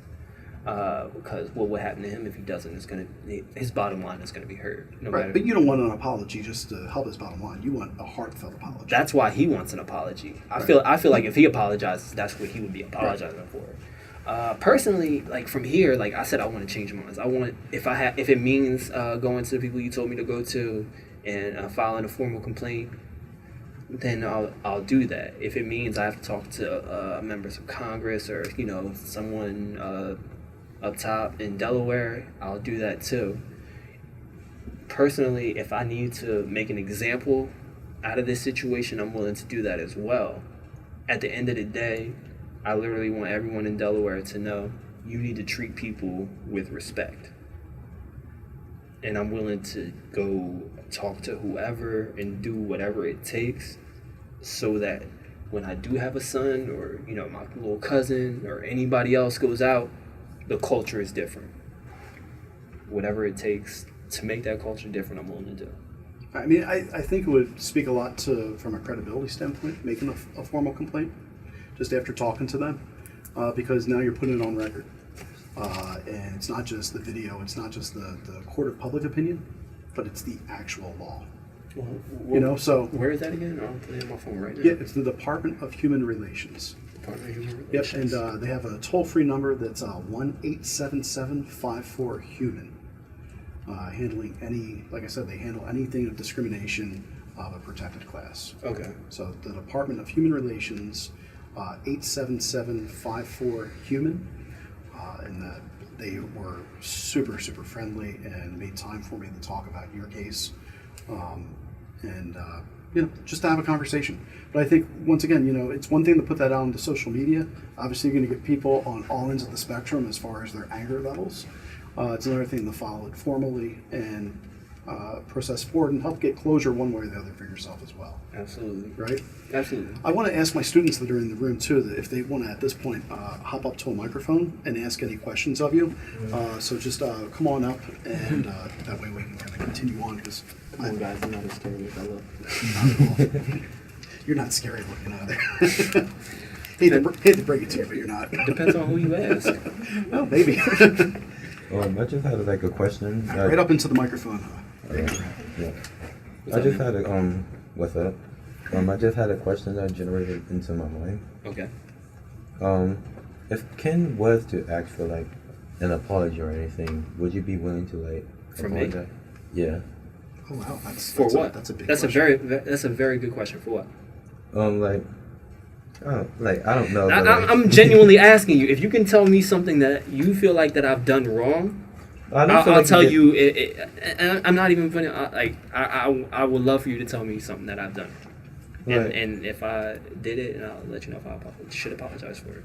For hearing like your story, I personally don't think you did anything wrong. You just Okay. mind your own business and just like window shopping like everybody does every day. That's what I thought. But let's just say like somewhere in like Ken's mind, he just feels like he needs an apology too. Would you be willing to do that? No. I don't see why. I do find it unfortunate that he's receiving very bad messages, death threats. I've never told anyone to do that. And I don't know anybody in Connecticut, so I don't even know who that is. So I don't feel the need I need to apologize for it. That's what happens on the internet when people find out you're racist or you're different or you're successful or that's what happens on the internet. Maybe you shouldn't be on the internet if you don't like what people are saying. I just put your personality into the forefront. I don't think I should apologize for that. Alright. Like it just came up to my mind and everything. It's a real good question. I'm glad I was able to answer that because I never even thought of that, honestly. I didn't even think that he would ask me for an apology. So I actually had to do some thinking just now. Yeah, because like some people like will have like that mindset like, all right, like I did my apology, now I should get like an apology back. Right, and some people do think like that, and if he can tell me something that I did that I feel like I shouldn't have did, I have no problem. I don't have a lot of pride. It's whatever. If I did, hey, my bad. I'm sorry. I didn't mean for that to happen. Everything that I think I've done has been pretty deliberate. All right. That's Yep. fine. Go ahead, Jerome. Grab the headphones. Talk right into the microphone. Will you be like willing to apologize to his kids that had to like? I don't know who his kids are. No, like just say sorry in general, like because they like hear things about their father and like getting the death threats as well. I find them very unfortunate, and I wish that they didn't happen. I didn't do it, so I don't have anything to apologize for. But like the kids didn't do anything. I didn't bring up the kids. Someone else did. So whoever brought up his kids should apologize for bringing up his kids. I haven't talked about Ken's family. I haven't brought up his wife. I haven't brought up his kids. And I haven't told anyone to do so. You know, if anyone decides they want to go out of bounds and talk about those things, they should apologize for it. I have another question. Like, because of those threats and everything. Those threats that you just mentioned about like how he's talking about his kids and everything. I'm not sure if he has kids or anything. I'm sure they're grown. Yeah. I'm sure they're adults that can handle their own business, but you know. Yeah, but like Do you think they like if there were like to have like adults and everything, and they'll follow like Ken Richards, and they're also receiving their death threats, would you like because of their like with their father's actions or anything? Do you have like any like would that like trigger any regret for Not your regret. actions? No, it wouldn't trigger any regret. It's like I said, the best word I can use for it is really unfortunate. Children are not their parents. They can be. The apple sometimes doesn't fall far from the tree. But like I don't know who Ken's kids are. I have not brought them up. I don't know what they do or anything. And as far as I'm concerned, I could walk past them on the street and not say anything to them because I don't know who they are, and I haven't told anybody to say anything to them. If they want to talk to me, they can talk to me too. You know, like I said, the best word I can use to describe it is unfortunate. It really is. Like you shouldn't contact anybody that has nothing to do with this situation, and you shouldn't feel some type of way about anybody based off of what their parents do. You know, their parents are their own people. They have their own problems. They have their own. So this is between me and them, not anyone's kids. If anyone brings up any kids, they weren't, told by me to do that, and I'll never tell anyone to do that. Right. The other question that I didn't even think of. I've noticed on your wall, the other people that you were with don't seem to be commenting. Right. Why? You gotta ask them specifically. I would, but I don't know who they are. I just thought that was interesting. Cause two of them don't even have Facebooks. Okay. So that would make sense. So they're not even like in the loop all the way. Right. One of them is, and they actually are, but that's up to them to give that information as to who they are. But one of them is on Facebook, and they actually are commenting on them. Okay. When the story comes out, our names will be out, so you'll be able to find them. I don't know. Maybe it's just because I'm the one that sees it as bigger than myself, and goes, nah, like I have enough time today. I can fight this battle. Like I said earlier, a lot of times as black folk, if something like this is to happen, we're known to just suck it up and go on about our work, and that's what they have to do. Right. It happened, but I can't be mad about it. I gotta go to work on Monday. Sure. I gotta, I can't put all my energy into this. I gotta keep going on about my business. So I'm pretty sure they have that mindset. They gotta work. They gotta be regular people, I guess. But I don't know. Maybe because it's on my wall. Right. That it's. So when the story comes out, you'll know the names. Where's the story coming out at? It's a news journal. News journal. Okay, so Yeah. they're working on a bigger piece at this point. Yes. Okay.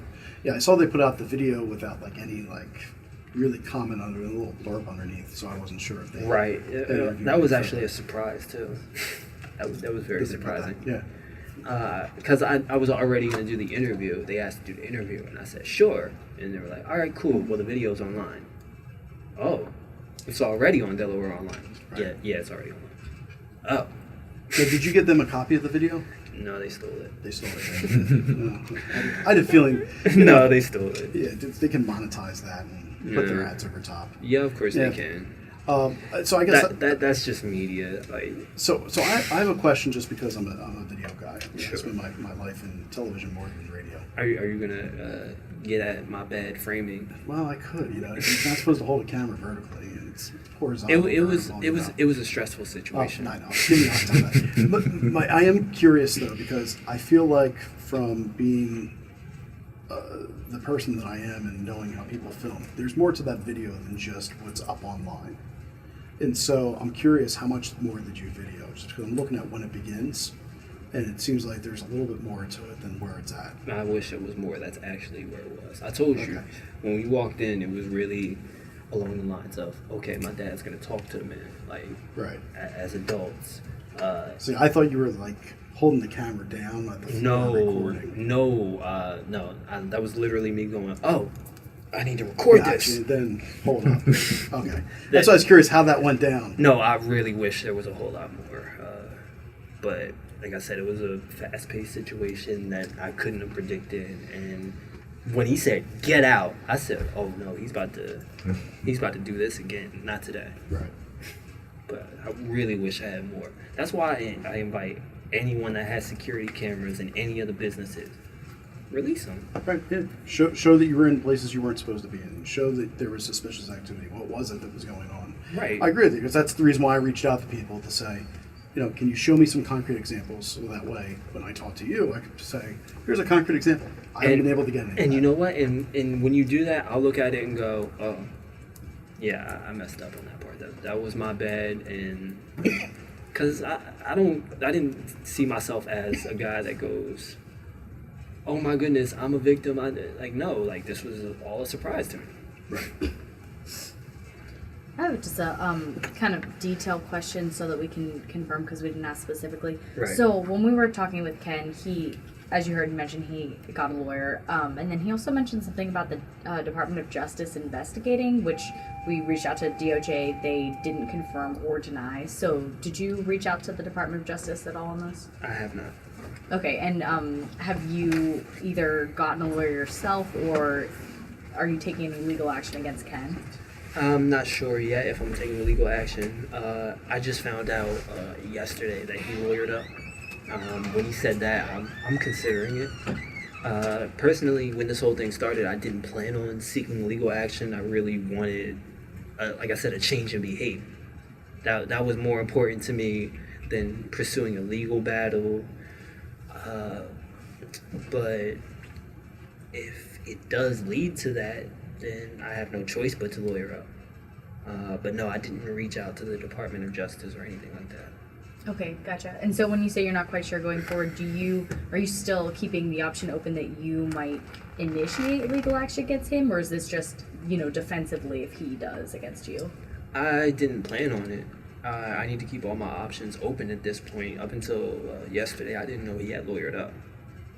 So that would be something that I had to consider myself. Other than that, I really don't have a comment on that at this time. Gotcha. Okay, cool. Anybody else have questions? Anybody else? Caleb? Oh, I like Caleb. Caleb gives me the best questions. Well, I like the fact that my students are all asking kind of tough questions. That's what I'm saying. Yeah, this is nice. It's not just vanilla questions. Yeah. They're making me think. Mine is based off a lot of your wording of how you have spoken about different issues.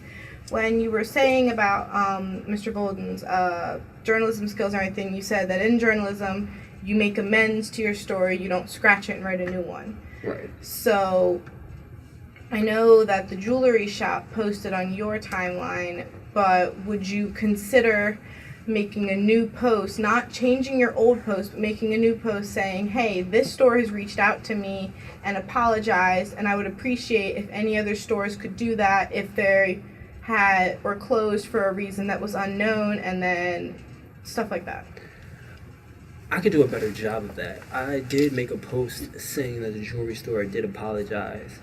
And then the next parts of the post had to do with they apologized, but Ken hasn't yet. If anyone knows Ken, have them reach out to me. And then, I don't know, from the jewelry store, it felt like when I got when they gave me the apology, they wanted me to be taken off the hook. They wanted to be taken off the hook, so to speak. They didn't want to, they didn't want to help my cause. They just wanted to save themselves. Right. And when I felt that, I said, oh, you're going to help me get to Ken. You're not just going to save yourself. And maybe that wasn't the best mindset to go on about that. Right. Because it really is sad, because they did reach out and give me an actual heartfelt apology. I don't know. Maybe I should. I'll think about it.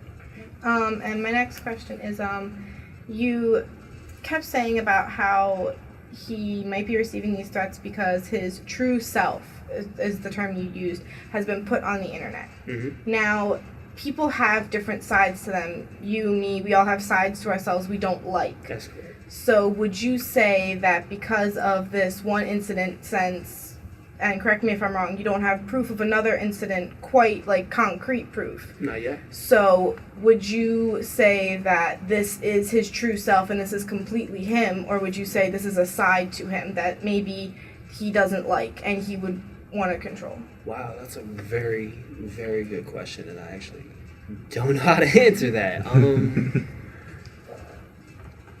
We are in a society where certain sides of you are not allowed out in public. You know, you can be who you are at home, but if you're a murderer at home, once we find out about that, no, that doesn't get to stay at home. Right. You know, if you're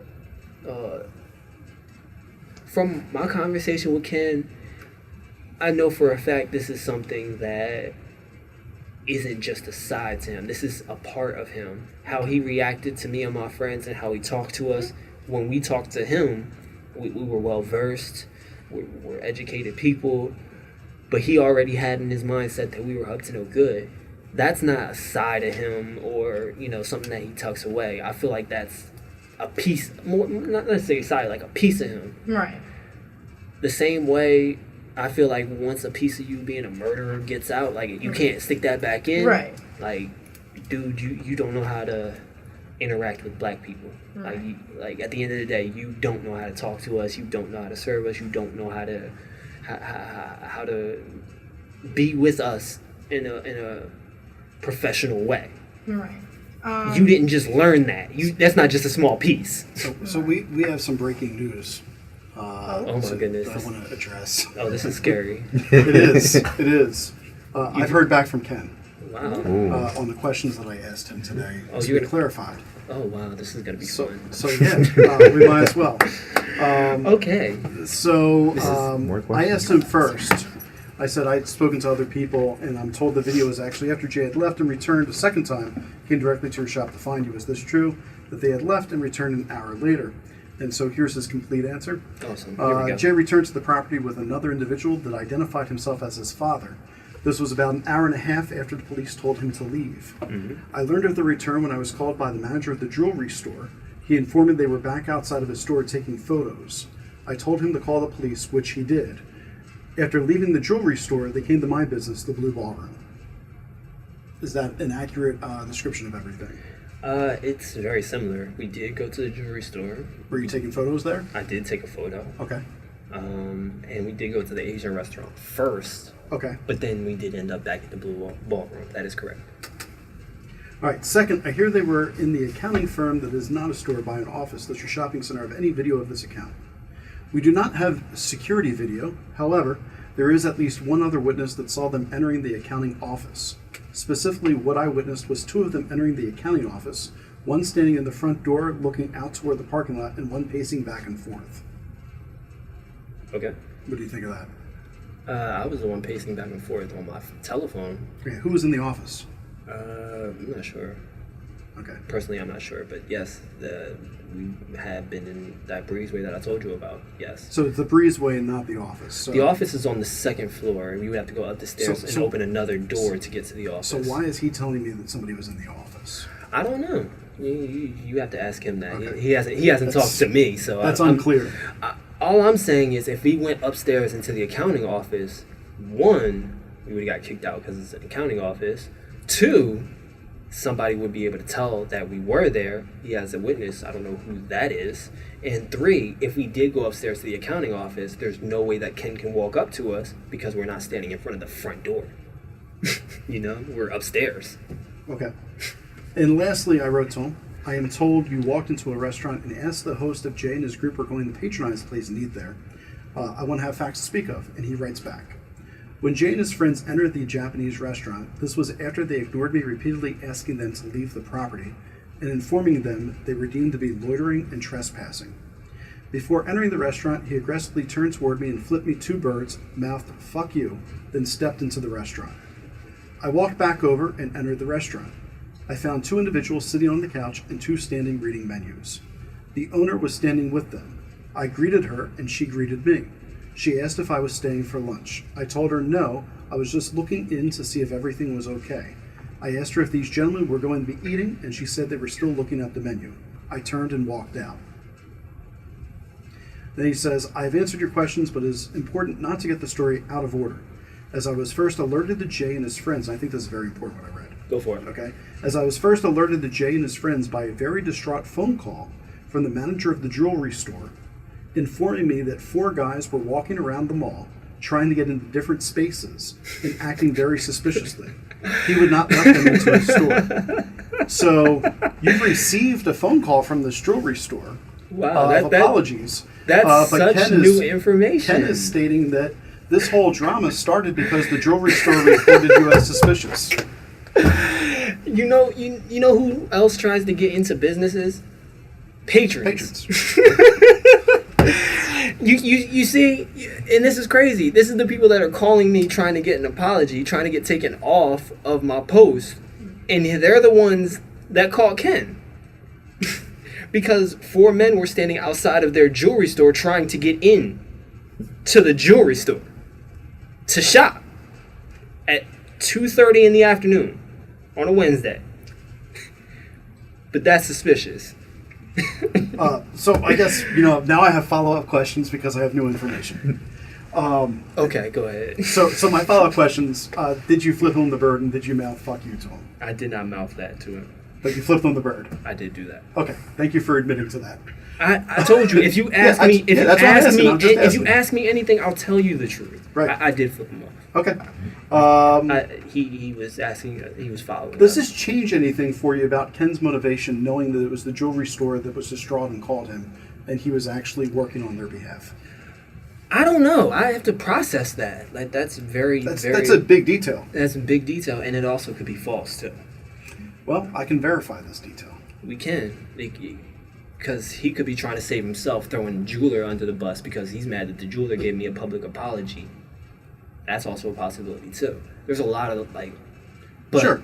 But wow, they texted me last night.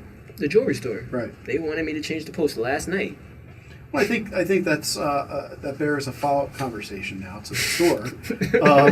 They you seen an apology. They offered to take us to lunch. I did, yeah. And now they may not have their hands as clean as they say they are. So this is what I'm asking you. Okay. In light of the new revelations that are in here, right? Is it possible that Ken did not actually racially profile you? Follow me on this. Okay. Okay. Is it possible that the jewelry store, possibly did? Was distraught, called the owner of the shopping center, and the owner of the shopping center is protecting his business because he got a distraught phone call. He's going off the facts that they gave him. Yes and no. Is that a possibility? Yes and no. Because it's a possibility, and I get that. That totally makes sense. And we've said this several times. Ken has every right to come and ask people that are at his business questions. Hey, what's up? Can I help you find anything? These are how you're supposed to do that. Sure. Like, if you own a business, that's how you do it. You see somebody that's in your business, hi, how can I help you? Can I help you find anything? Treat that customer with respect because the customer is always right. Right. He came over on some ill will. Now, if the jewelry store sent him over on that mission, that's cool. When he came and he talked to us, and we responded with no, like we didn't go to 10 right away. A lot of people like to envision like, yeah, he came up to us and we immediately said, stop being racist. Like, no, that's not what happened. He came up on some ill will. We said, hey, calm down. There's no ill will here. Like, right. We're not gonna bother anybody. We'll get out of here if you want me to, but such and such is here for an interview. So, like, we're not leaving. That sounds fabricated. It sounds much more like you guys are here to case the joint. At that point, his true colors show. What you're saying is true. He could have been... But I'm wondering, maybe the jewelry company is the one that actually said, who knows, based upon this, they could have said, I think these guys are casing the joint, and Ken's just using their words. I mean... It's my job to get to the truth, and I'm just telling you, like, when I read that, I'm going, now I need to follow up because... That just makes things a lot more messy. It does. Life's messy. Like I said, all I can do is say, wow, I need to do more research. I think the answers need to happen at this point. So the things that I think would be really interesting to follow up at this point are the 911 call. Get the transcripts, find out. I'd love for you to share that with me if you get it. Okay. Because you might have easier chance of getting it as the person that's on the opposite side than me as a press person. Okay. I'll go through a Freedom of Information Act and they'll process it whenever they want to process it. The second thing would be to follow up with the jewelry store and say, are you the ones that really made the call at the beginning? What was I doing suspicious? If they say yes. Because maybe that's a healing conversation, right? That's an opportunity to really put the chips down on the table. If they say no, we never called the cops. Well, then we have a stories don't match up, and so we have a ability that I need to get more information. I'm about to text the jewelry store right now. But yeah, I'm very interested. Good luck if you get service back here. It's a brick building. I had it for a second and it just went away. I never get calls. But that's the motivation that I have right now. You telling me this makes me go, oh, I'll talk to the jewelry people right now. They're blowing up my phone trying to get me to change the post, and I want answers. Right. At the end of this, like, I don't feel like I've asked for much. I don't feel like I've asked for anything that any rational person wouldn't ask for. Right. Respect. So, just follow me on this. Okay. It's a hypothetical situation. Sure. Again, the nice thing about doing a podcast, it's a little different than journalism on this. Mm-hmm. What if at the end of the day, it is the jewelry store that profiled you? Mm-hmm. Ken, as the business owner, is really there was a gunpoint robbery at the yoga studio recently. He's protecting his business.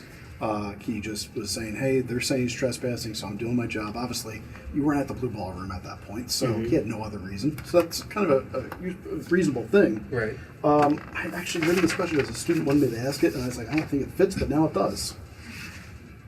If it's proven that Ken didn't racially discriminate against you, that it was just him following up, at that point, how would you feel about the situation with Ken?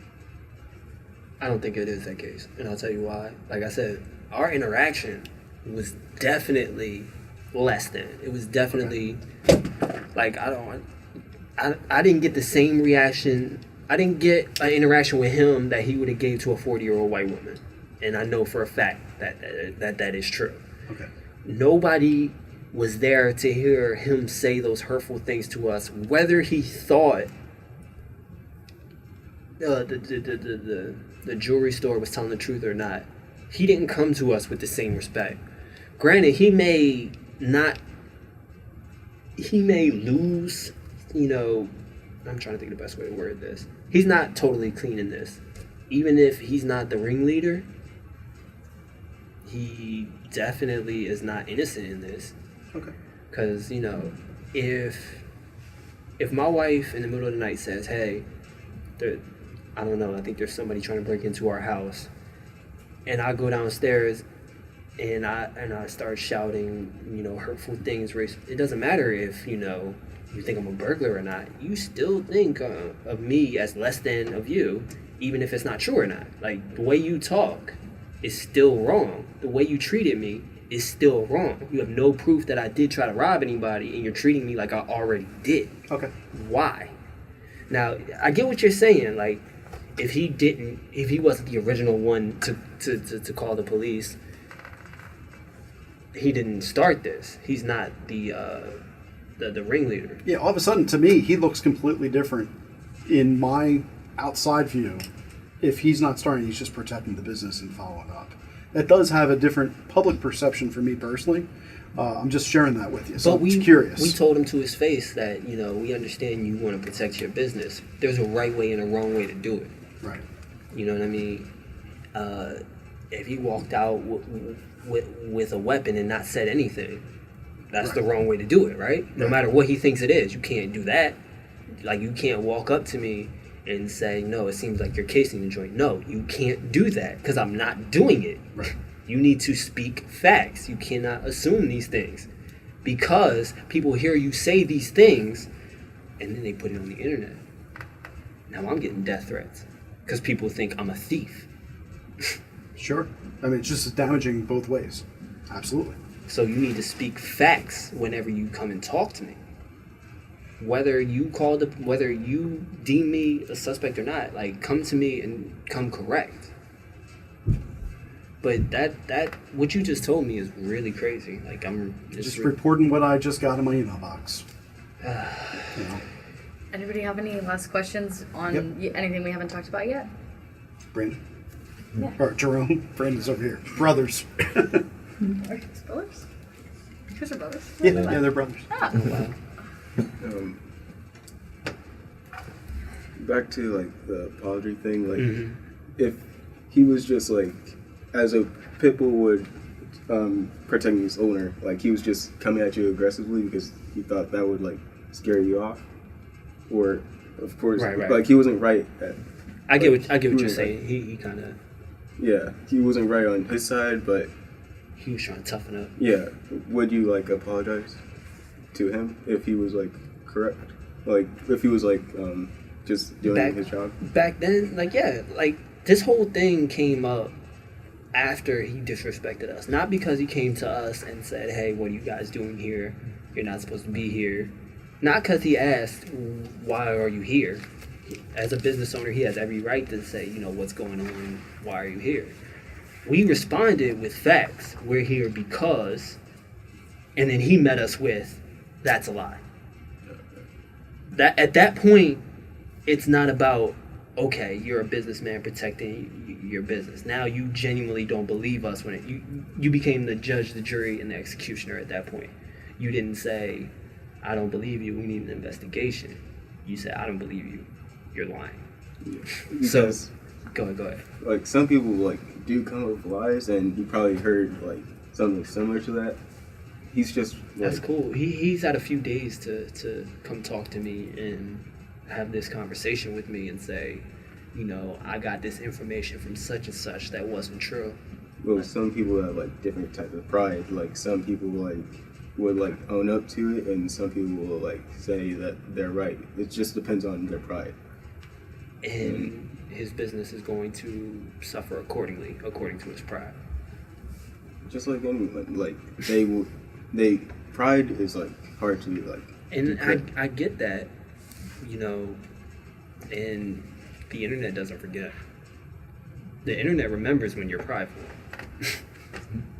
So, I mean, like I said, if he wanted to have that conversation, it's been almost a week. We're coming up. It's been 5 days.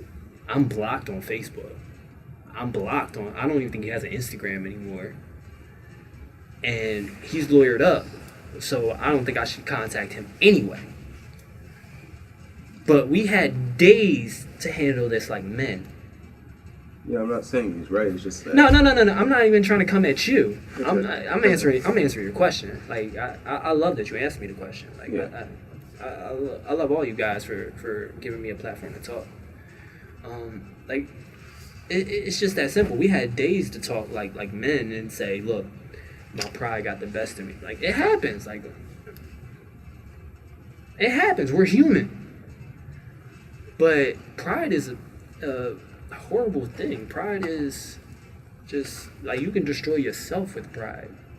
Because at this point, I'm not doing anything anymore. This is it's just wrong. It's run its course. People have taken it over.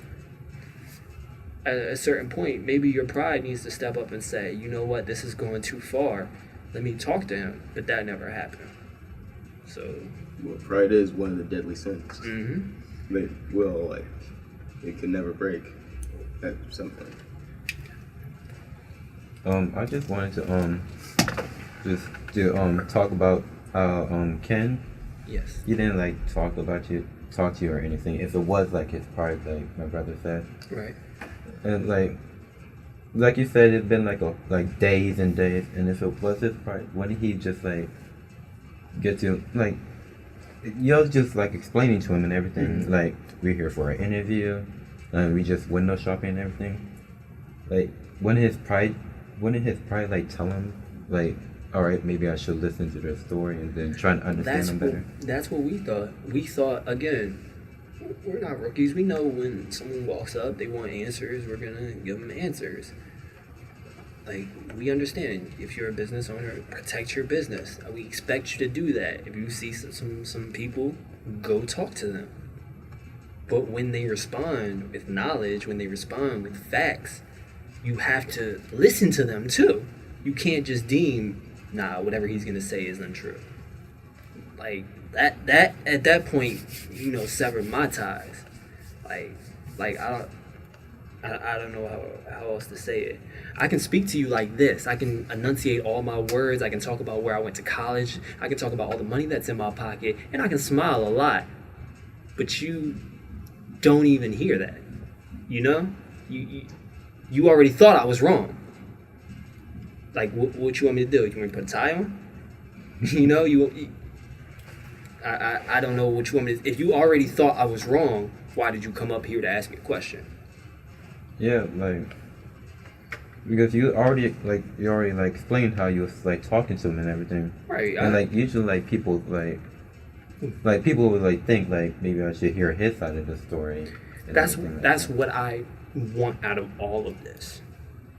Next time you're in Walmart, next time you're walking through Target, next time you go to the Christiana Mall, I literally want, the security or loss prevention or the manager or the owner, anytime they think, this is suspicious, they may be stealing, they may be doing this, I want them to really go, let me hear what they have to say. Yeah, because there's different ways to approach it, but you have to find the right way to actually approach something. Absolutely. Like I said, I just want even if you think I'm sorry to cut you off. No, go for it. But even if you think that they might be wrong or they might be right, you still have to listen to the whole story and yes, see if anything. And to be honest, sometimes you gotta take that L. If someone's gonna steal from you, either two things are gonna happen. They're just gonna do it, because they don't worry about you. Or if you walk up, I don't know, any of y'all got a job? Any of y'all work at a store or anything? No, not yet. Good, don't start working yet. But Once anyway, you start, you never stop. Yeah. But anyway, I used to work at Kohl's when I was y'all age, and one of the things they taught you is when you see a customer and you may think you don't know what they're doing, you walk up to them and say, "Hey, can I help you?" Shoplifters don't want help. They don't want you to talk to them. Either they're not going to do it or they're going to leave. You know what I mean? Yeah. If I'm trying to steal from you and you say, "Hey, what's going on?" I'm going to leave because I'm trying to do something without you knowing I'm doing it. But, I say that to say, there are a whole bunch of ways that you can do it without disrespecting people. Hey, what's up, guys? What's going on? Trying to beat the heat? You feel me? Yeah. And we would have been yeah, it's hot outside. Well, you do know this is a private office. You can't, be in there. Oh, we wasn't in there. We didn't go upstairs. We were just, yeah, I know. But, it's people. It's women in there. It's a private place. And you know what we'll say? You know what? You're right. You're right. We'll stand outside quietly. I feel like yeah. I feel if he would have handled it that way, a story would change dramatically. There wouldn't be a story. Yeah, there wouldn't. If he would have hit us with that, we would have sat on the curb and waited till the interview was done and went home, and you guys would have never met me, and this would have never been in the news journal, and he wouldn't be getting these negative reviews and death threats. It literally could have been that easy. See, you was talking about your time in Kohl's, where you used to work, and you was talking about this as an employee, as if he was the owner of the place, wouldn't he You would think that, but some people work harder than others. Some people have to work for people, and some people don't have to work for people. I don't believe that he's somebody that's had to work for somebody and had to follow a rule book, so he's kind of doing his own thing. But that's just me personally, what I think how I think he's had his work life as opposed to many of us. Okay. So, okay. So you said that, well, you may not have said it, but you implied that you think very strongly that Ken is lying. Yes.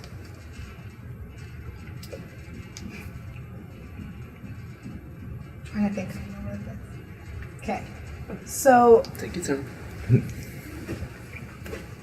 let's say that this is speculation. Okay. Okay. So even if it was the store and it wasn't, and even if the store did call and everything, then would you still call it racial profiling if you had no evidence that it was racial profiling? That's a good question. I think I said this earlier. One thing about racial profiling is it's something that you can feel. It's not always something that you can prove. Right. I believe that it was racial profiling. As we get more information, that may not be the case, but I still believe it is. By the way our interaction was with Ken, I could tell that he did not have our best interests at heart, and he did not handle this situation as somebody that did not have racial prejudices does. Right. Like you said, you don't have to, call me the N-word, or you don't have to do those things that we know are racist to be considered racist. Like I said, just the fact that he wants to know where her job interview is, Right. in the attempt that he may be able to go find out about it, talk about it, and can ruin those chances. Like, that's a form of supremacy in itself. And I don't think much new information is going to change my view on that. Right. Because I felt it when I talked to him. When he spoke to me, he spoke to me from I'm higher up than you Right. mindset. One last thing, sorry.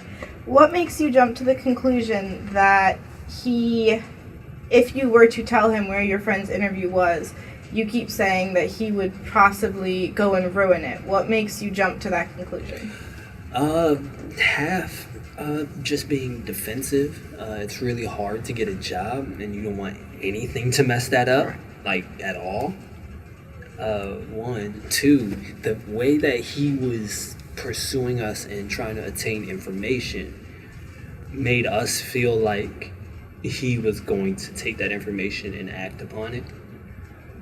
I don't know exactly what it was that made us feel like that, but we all kind of got the sense of he's going to go up to the place and he's going to walk in and he's going to say, hey, you know these guys? And, it's not easy to get a job, so we're going to avoid that at all costs. I don't know what it was that made us think that he was going to do that, but I genuinely believe that he was. So it was less thinking that was something that was going to happen and more an instinct of, she's got a job interview, so we're going to make sure that she gets this at any cost. A mix of both, I will say. I think it's fair to say. Mainly it was, just us trying to protect her at all costs, but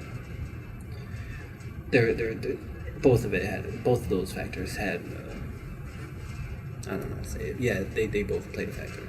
Okay. And if you played off instinct doing that, even if it was just a mix of both, and so you played off instinct doing that and withheld the information from him that where she was getting the interview. But if he was going off instinct because he got the call and that was why he spoke to you the way he did, right, knowing that you withheld the information you did going off instinct, would you still say that he is wrong if it were to come through that he did get the call from the store and he was also working off instinct? That is a very good question. Probably the best question that I've ever been asked in my entire life.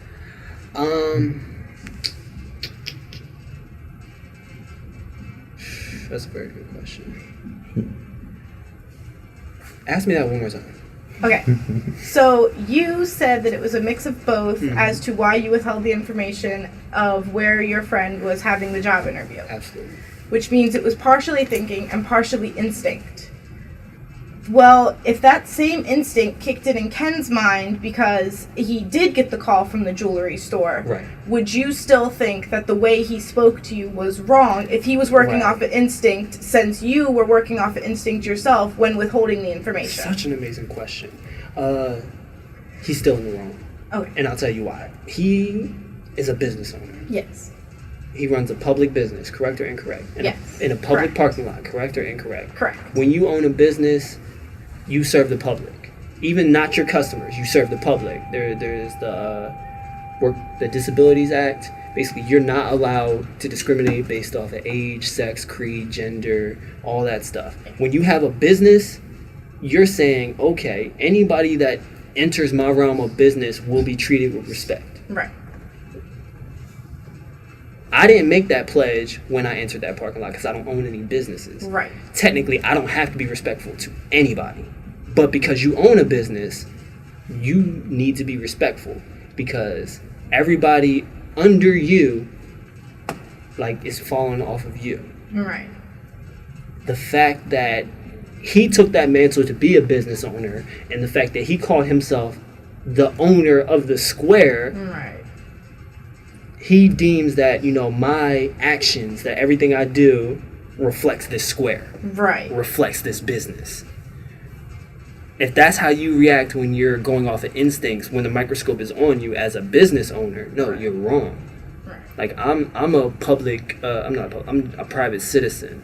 I haven't made any promises to respect everybody that I walk across. Right. I do just because I'm a good person, but no one holds me to that account. Right. When you own a business and you sign that you're the business owner, everybody that steps on you, they need to be treated with respect. You don't get to pick and choose based off of things that happen. I'm going to treat this person one way, I'm going to treat this person this way. No, you decided that you want to treat everybody the same because you have a business. So I agree with what you're saying, and it Right. does change a lot. But at the same time, even if you thought I literally just robbed somebody, you have to treat me with respect. You have to call the police. Right. You guys are under different microscopes. Exactly. And that's just facts. If you have a business, you have to respect everybody. Right. If you work at McDonald's, when you have that McDonald's uniform on, what they tell you? You better smile and say hi to everybody. The minute you don't, it's going to be a problem because McDonald's loves everybody. When you go home, you don't have to love anybody. But while you're here, you love it. And he didn't do that. Right. So he's wrong. Got it. Thank you. Very good question. It took me a long time to get to that one, too. Here's a question that was on my list. I didn't ask, but I need to ask because a student said, make sure you ask this. Okay. Is it possible that one of your friends actually was casing without your knowledge? Absolutely not. Okay. I had to ask the question. That's a very sure, and people have asked that. When you all came together, none of my friends are thieves. I've known one is my cousin. I've known him his whole life, all but 9 months of my life. Other one's so close, I call him family. Like, I know his family. And one I went to high school with, and like I said, I graduated high school in 2010. I've known him 11 years. We're the kind of people where, and they're not saints. I'm not acting like we go to church and we're choir, but at the same time, we're all on the same page as far as what our goals are. I know for a fact, they came in because such and such has a job interview. They're not here to do anything other than wait for them to get out of the job interview. And I'm not just saying that just to say it. I know these people. We're not thieves. We don't break into buildings. We just don't do that. I don't know how to prove that other than say, hey, we've never broken into one. We never talked about breaking into one. And personally, we don't have any plans of doing that in the future, That's probably a good thing. I know them, And I had to ask, because a student asked it the class before, and I wrote it down, and I just saw it. I was like, oh, but that does make sense. Is it possible, Sure, I mean, like if we're being honest, like I don't know what was going on in their head. There's no way I can tell. But I mean, I have known all of them for over 10 years. Right. And I know for a fact they don't break into buildings. I know for a fact that wasn't the goal. I wasn't saying it was. Of course not. I just, this interaction, that's of course not. me. I just don't know how to answer it. Like, Sure. no, they weren't. I mean, that's an acceptable answer. Absolutely. We all have kids. One of them has 2. I have 1, and the other 2 have 1. Like we're gonna go home. We have kids. Like we have job. Like we work. Like yeah, you had put in your post too. It's like everybody here has a job, other than the person that's obviously going for the melting pot. But everybody else has a job that's here with. She has a job too. She's trying to get a better job. Right. The point is, like, we're normal people. Right. Like, why can't we be treated like normal people? Right. That's it. Well, Jay, I'm really curious to follow up on this, to see where all this goes. I really appreciate the time. I think it's about an hour and 48 minutes. Wow. We've been talking, so it's a good amount of time. It felt like 20 minutes. My audio recorder actually went out at one point, and I had to get it back up. But at least I got this microphone on that camera. Good. So apologize for the listeners because the audio quality may not be the same that you always expect from me, but we'll definitely have audio on this, so that's good. Yeah.